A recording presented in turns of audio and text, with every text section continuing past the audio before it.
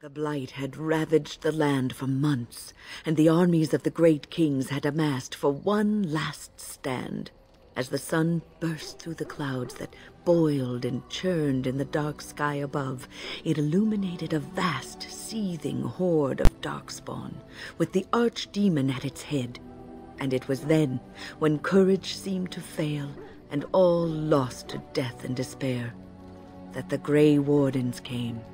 They arrived with the beating of wings like mighty war drums, and stood before the armies of men. The Grey Wardens, grim and fearless, marched forth, ever between the men and the encroaching darkspawn. They formed a shield of their own bodies and held that line until the archdemon was dead, and the last darkspawn lay trampled in the dirt. And then, demanding neither reward nor recognition for their sacrifice, the Grey Wardens departed. When the clouds finally rolled back, and the sun shone full upon the blighted ground, the great kings knew that they had lost no men, and none of their blood had been spilled.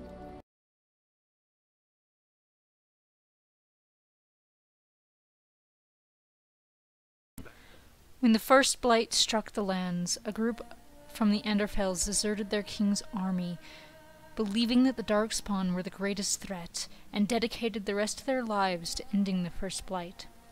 By the end of the blight, they had gathered a small following, and while none of them survived, it was this following that formally founded the Order.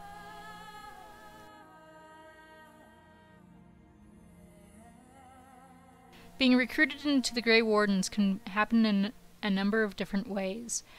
For those mages in the Circle of Magi, it is traditional for one person to be chosen as a youth from each circle. This person spends the rest of their life dedicated to the Order. Those outside of the Circle of Magi are generally recruited for their skill and battle prowess.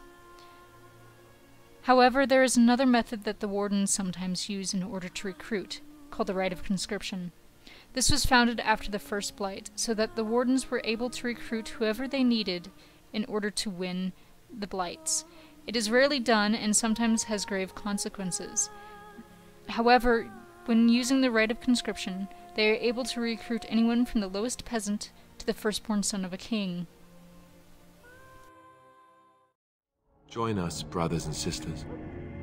Join us in the shadows where we stand vigilant. Join us as we carry the duty that cannot be forsworn. And should you perish, know that your sacrifice will not be forgotten, and that one day we shall join you. Darkspawn blood is required in the joining. Recruits are sent out to collect the blood in order to test their skill and see if they have the courage necessary to face Darkspawn. An older warden normally goes with the recruits. A single drop of archdemon blood and magic are required to make the blood consumable. If one survives the joining, they gain the ability to sense Darkspawn and become immune to the taint, but this is ultimately what kills them. So long since I've said my name. Larius. I was Larius. There was a title too. Commander. Commander of the Grey. He was a warden. Poor wretch must have come down here on his calling. If a warden is lucky enough to survive 20 to 30 years, they will eventually succumb to the taint in their body. It is this which they will eventually drive them to make their calling. The calling is when a warden descends into the deep roads to take as many Darkspawn with them as they possibly can before falling in battle to their enemy. A few rare cases show wardens survived their calling, and while the taint didn't kill them, they were something close to ghouls, driven mad by the pain and the whispers or song of the archdemon. However, most die during their calling, and it is considered a noble death, which earns them respect among all races and nations of Thedas.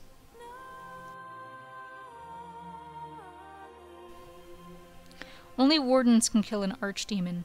If any but a warden strike the killing blow, the archdemon's soul will simply travel into the nearest Darkspawn and take it over, converting them into another twisted high dragon. However, when a warden strikes the killing blow, the soul travels into the warden. Since wardens aren't soulless, the attempt the archdemon makes to possess them fails, and both souls are destroyed in the process.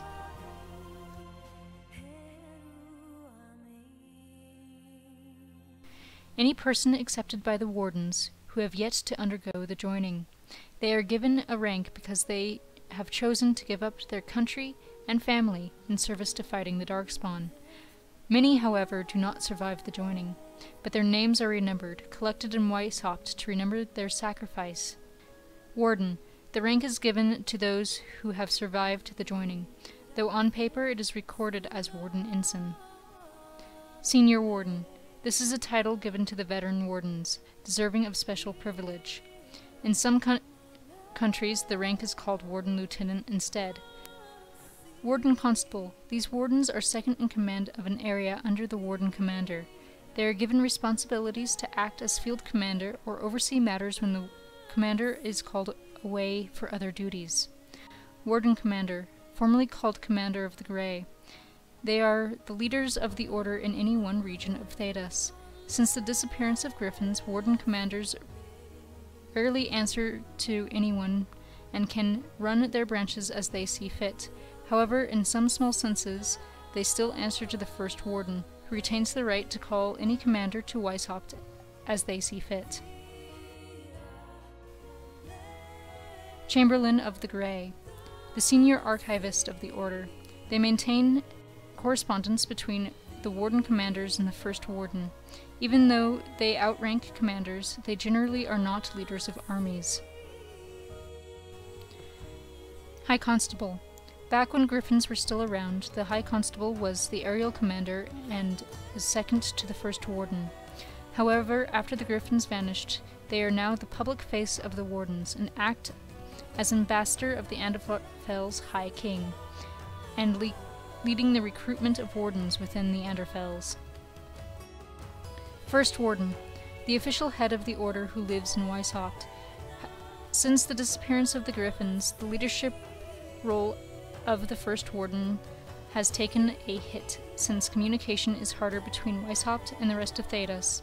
As such, the First Warden is now more a political figurehead.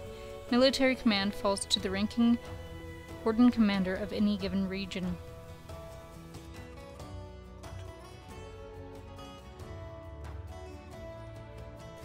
Thank you for watching. If you found this video helpful or simply enjoyed it, please like and leave a comment below.